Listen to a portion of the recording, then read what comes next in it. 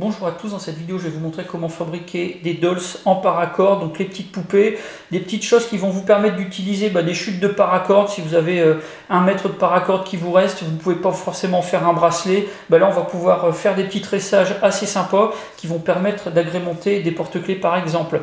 Donc on est sur quelque chose d'assez basique, 2 nœuds à maîtriser, le diamond knot et le snake knot. Je vous avais déjà fait 2 tutoriels pour vous montrer comment faire ces nœuds. Pour ceux qui les maîtrisent, ça ne sera pas vraiment un problème. Donc voilà, quelques petites photos et puis après on passe au tutoriel.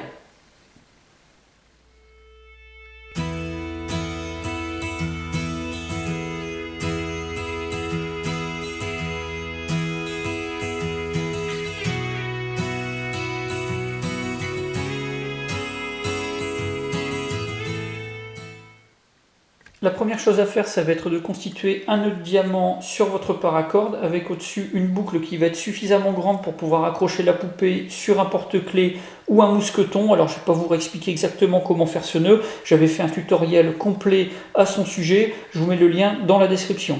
Pour la longueur de paracorde, ici j'ai un morceau qui faisait environ 80 cm à la base. C'est quelque chose qui est normalement largement suffisant. Je pense qu'il va vous falloir un tout petit peu moins de paracorde pour faire la poupée. Pour faire le corps, on va faire 3 fois le même nœud, c'est le Chris Reeve Snake Knot, quelque chose que je vous avais déjà montré dans un autre tutoriel. Je vous mets également le lien de ce tutoriel dans la description de cette vidéo. Donc c'est quelque chose qui est assez rapide, mais avant de commencer, il va falloir préparer un morceau de corde pour les bras. Donc ici j'avais une chute de 15 cm, ça fera parfaitement l'affaire. Alors pour le premier, on va le commencer, mais on ne va pas le serrer au maximum, puisqu'il va falloir insérer les bras à l'intérieur. Donc pour le Chris Reeve Snake Knot, donc rapidement on prend le brin de gauche, on vient superposer à l'horizontale sur le brin de droite, on repasse en dessous et on va placer en diagonale. Ensuite on prend le brin qui est resté à l'intérieur de la boucle qu'on vient de constituer et on le fait partir derrière, aussi dans le coin supérieur gauche. On repasse au-dessus et on va rentrer dans la boucle.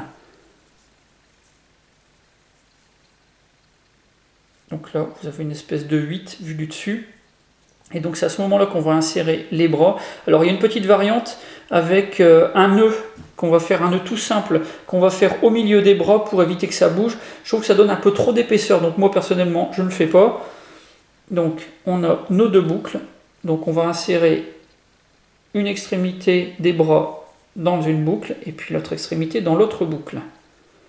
Et ensuite, on obtient déjà à peu près la silhouette. Ensuite, on va tirer sur les extrémités des liens du snake knot pour le resserrer et emprisonner les bras à l'intérieur. Donc, il faut bien le positionner au niveau du cou, juste en dessous du nœud de diamant, pour avoir quelque chose qui va être vraiment bien placé et puis qui ne bougera plus par la suite. Donc, une fois que ça c'est fait, vous repositionnez les bras à peu près au milieu, vous serrez au maximum et après on va pouvoir passer à la suite. Il nous reste maintenant 2 snake knots à faire pour pouvoir terminer le corps. Donc comme vous le voyez, le premier emprisonne les bras. Ici, on a juste le milieu du lien qui représente les bras. C'est collé au nœud de diamant, quelque chose qui est vraiment bien serré. Ça, c'est quelque chose d'assez important. Maintenant, on va faire les 2 suivants. Donc comme pour tout à l'heure, on prend le brin de gauche, on place à l'horizontale au-dessus du brin de droite, on repart derrière. Ensuite, on prend le brin qui est vertical, on repart dans le coin supérieur gauche en passant par en dessous, on passe au-dessus, on revient dans la boucle. Et après, il reste simplement à serrer, donc en faisant attention de ne pas emprisonner le bras. On amène le nœud contre le nœud précédent.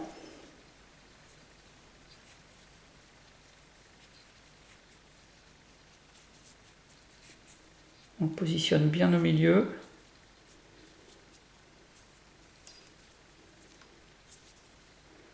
Et après, il faut serrer vraiment au maximum. Là, les 2 nœuds se verrouillent l'un l'autre. Il n'y aura plus de mouvement, donc c'est vraiment parfait. Il reste le 3e à faire et le corps est terminé. On va maintenant faire les pieds et les mains de la poupée. Donc là c'est assez simple, hein. On a un nœud, ce qu'il y a de plus basique. Le tout c'est de les faire tous dans le même sens pour qu'ils soient tous tournés du même côté. Alors pour le principe, on travaille avec une boucle qui va être sur l'extérieur et sur le devant. À chaque fois, de cette manière, vous aurez un pied qui va être symétrique par rapport à l'autre. Pour les mains, ce sera pareil. Donc on prend notre lien, on fait une boucle sur l'extérieur du corps de la poupée, sur le devant. Ensuite, on fait le tour. On revient dans la boucle et puis on serre. Les deux nœuds vont être symétriques, ça sera beaucoup plus esthétique. Ensuite, il suffit de les faire exactement à la même longueur pour avoir des jambes qui soient de la même taille. Alors là, pour la taille, c'est vous qui voyez. Moi, personnellement, je replie et puis je ramène à la base du nœud diamant. Ça permet d'avoir quelque chose qui soit relativement cohérent. Vous serrez au maximum et c'est fait. Pour les mains, on fait la même chose sur les bras et puis après, il restera juste à couper.